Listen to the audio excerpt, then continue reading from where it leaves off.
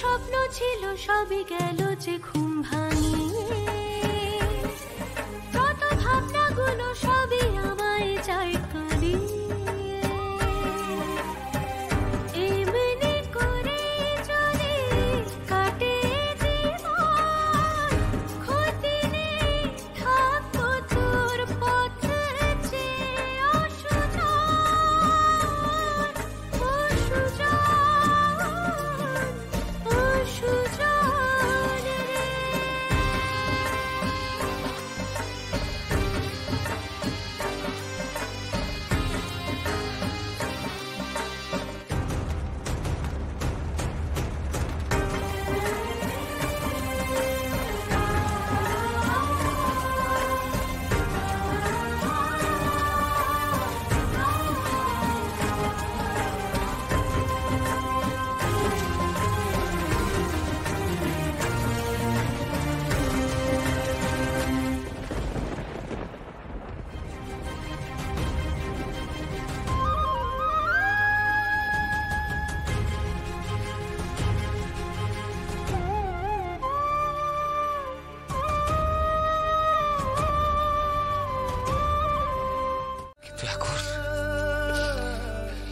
এই সভার সকলের সামনে আমি বলতে বাধ্য হচ্ছি, আমি রাজকুমারী লাবণ্যকে কোনো মতে বিবাহ করতে পারবো না।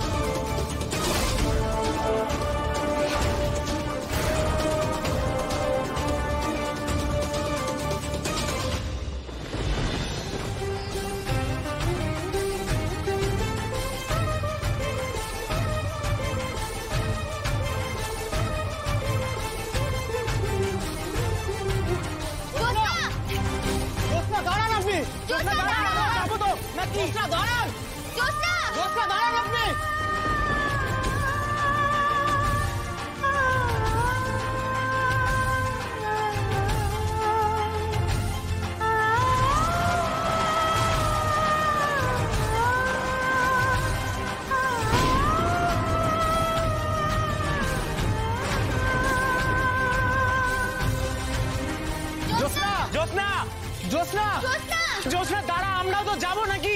জোসনা দাঁড়া না আপনি। জোসনা দাঁড়া, তুই আগন্তুককে যেমন ভাবছিস উনি তেমনটা নন। জোসনা!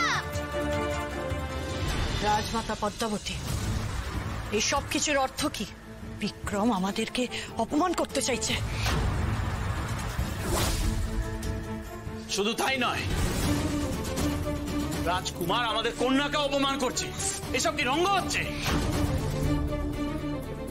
রঙ্গ করা এই রাজকুমারের স্বভাব বাবা। যুবরাজ উদয়নাথ, আমি যদি এই সভায় তোমার বিষয়ে বলা শুরু করি, তুমি তোমার সম্মান হারাবে। এটা কি ভালো হবে?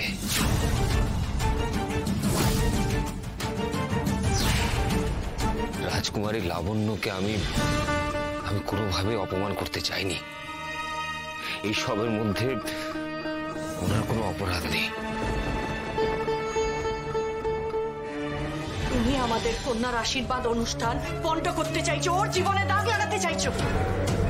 রাজকুমার, এটা তুমি করতে পারো না। আমার কন্যার জীবন তুমি এইভাবে... যদি রাজা বোধাদিত্যর কন্যা আপনার কাছে এতই প্রিয় হতো,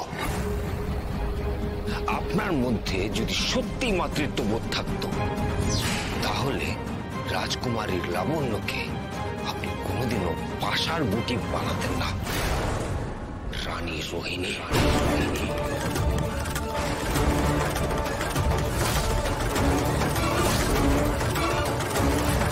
রাজকুমার বিক্রম মিথ্যে অপবাদ দিয়ে আমাদের... অপবাদ দেওয়া তো দূরের কথা, প্রমাণ ছাড়া পলাশপুরের রাজকুমার কাউকে সন্দেহের নজরেও দেখে না।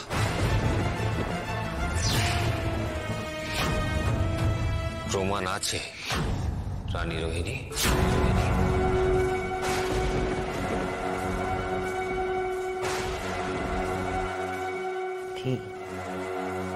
কি প্রমাণ?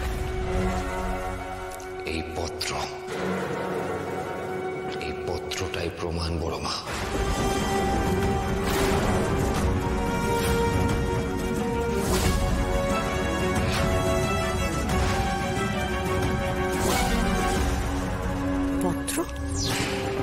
কার পত্র? কার পত্র এটি বিক্রম? কি লেখা আছে এতে? সবটাই জানতে পারবে বড় মা। পত্রটা আমি পড়ছি।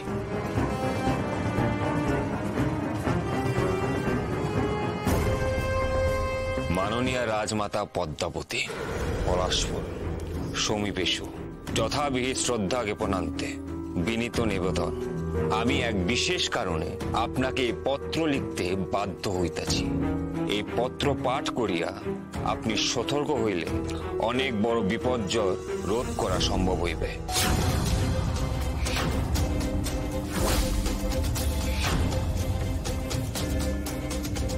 রাজকুমার বিক্রমের সহিত রাজকুমারী লাবণ্যর বিবাহের পরিকল্পনা প্রকৃতপক্ষে এক গভীর ষড়যন্ত্রের অঙ্গ।